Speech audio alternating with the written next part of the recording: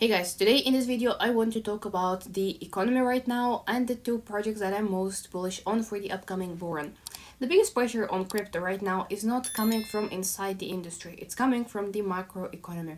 The Federal Reserve and additionally the war that is happening, which will have a very big impact on the economy. The Federal Reserve is currently stuck in a difficult situation. Inflation remains persistent, meaning prices are still rising faster than policymakers want.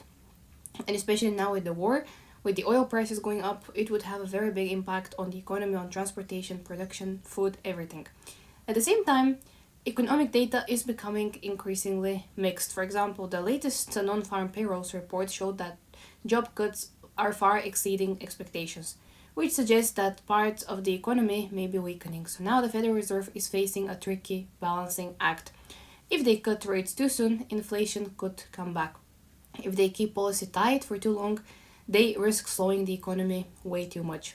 It's a very, very difficult choice. If you look at poly market, the markets are pricing for no interest rate cut, almost 0% chance for interest rate cuts in March. So that means liquidity will remain tight across the financial markets. Liquidity, as you know, is one of the most important drivers of crypto markets. So when liquidity is abundant, capital flows easily into risk assets like cryptocurrencies. When liquidity tightens, on the other side, investors tend to move capital into safer assets. And we are seeing this shift happening. Some capital is moving towards sectors like oil right now, commodities, precious metals, and when that happens, crypto often struggle to attract new inflows. And we see that even major financial players like BlackRock have recently experienced liquidity pressure in certain funds, showing how tight financial conditions have become right now. Now, if we look at the stablecoins exchange net flow heat map, this basically chart tracks the movement of stablecoins in and out of major exchanges. Positive flows means that liquidity is entering exchanges, which often leads to buying activity. Negative flow means that liquidity is leaving exchanges, which can reduce market demand. And since the beginning of this year, we've seen that the trend is mostly negative, which means that more stablecoins have been leaving the exchanges since October 10 than entering them. And of course, you can see that Binance is dominating the flows. It's showing roughly negative 2 billion in monthly stablecoin net flows. That means billions of dollars in potential buying power have left the market but are still there on the sidelines. But interesting signal here in the data is that the negative flows appear to be stabilizing recently. And I talked in my previous video that I did a couple of days ago that early in February, Binance outflows were as large as $6.7 billion. And now they have improved to around only $2 billion. So they're still negative, but we see that people are preparing. Stablecoins are entering the system, being there, ready to buy projects. So what we see lately is that the worst of the liquidity drain is slowing down and money is there ready to deploy. At the same time, Bitcoin has been attempting to stabilize around the current price level within that consolidation range, the 70 and 65k range. And this could mean that the market is basically starting to find a temporary equilibrium.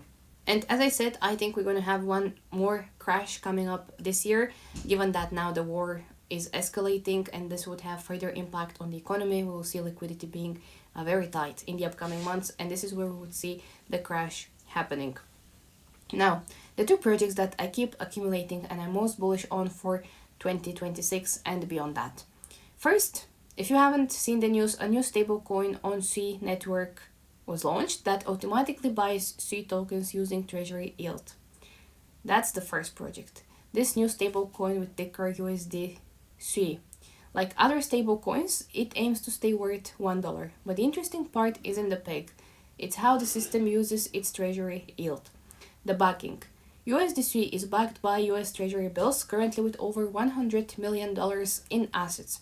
Treasury bills generate interest. For example, if T-bills yield around 5% per year, then $100 million generates roughly $5 million annually in yield. Instead of keeping that yield as profit, the protocol splits it into two separate things. The first thing is SUI buybacks. A portion of the yield is used to buy SUI tokens directly from the market. That means the protocol itself becomes a consistent buyer of SUI.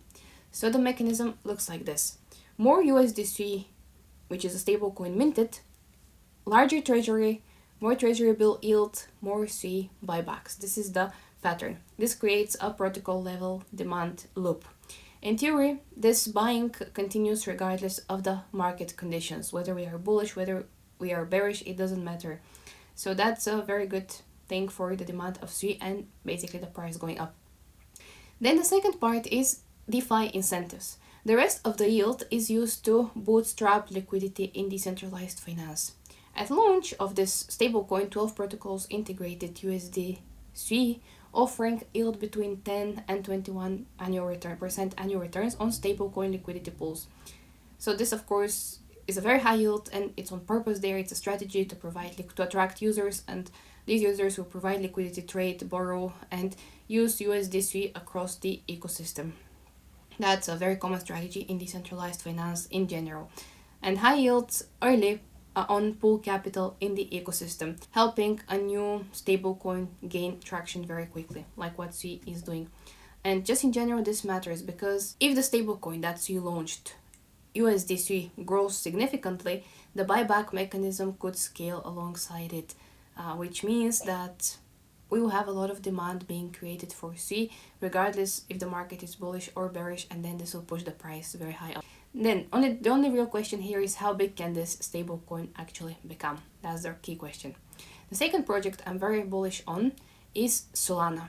I want to talk about what's happening in the institutional crypto world. Recently, Solana surpassed Ethereum in real-world asset holder accounts. The wallets holding tokenized real-world assets is now exceeding Ethereum. Ethereum was the leader for 4 years in this sector, but now we see that Solana is outperforming. Real-world assets, these are traditional financial instruments represented on blockchain, such as tokenized US treasuries, money market funds, bonds, private credit, and major institutions are now experimenting with this idea. One example is the BUIDL fund from BlackRock. The fund invests in short-term treasury assets but exists as a token on blockchain networks. Institutions prefer Ethereum because of its maturity, large developer ecosystem, and deep liquidity, but Solana is catching up very, very quickly. And part of the reason is performance. Solana offers very low transaction fees, extremely high throughput, and fast finality. And these features are very attractive when financial institutions want high-volume settlement systems. So I'm definitely betting big time on Solana for this upcoming cycle. And the numbers right now for both Solana and Ethereum are showing us that Solana, the adoption for Solana is moving very fast. And not only from institutions, also from retail investors. The numbers suggest that there are more individual participants holding tokenized assets on Solana rather than Ethereum. Ethereum's real-world asset ecosystem tends to have large funds controlling large positions, whereas on Solana we see more individual participants holding these tokenized assets, which is very good for Solana, and really one project that I encourage you to hold. So we see the markets being very interesting. On every dip, make sure that you're accumulating projects. My strategy right now is I'm mainly sitting on Bitcoin, on Solana. These are my two main assets, and then I keep accumulating other solid layer ones. I don't go into highly speculative projects, holding them for the upcoming bull run. I'm mainly trading narratives right now and holding assets, solid layer ones, for long term. Long term, but what I mean by long term is a year or two ahead. When I say trading, we are talking about days to weeks. That's the maximum we're looking for. So that's for me today. And let me know what are the projects that you're most bullish on and your biggest positions for the upcoming bull run. That's for me today. Thank you. I'll see you in the next video.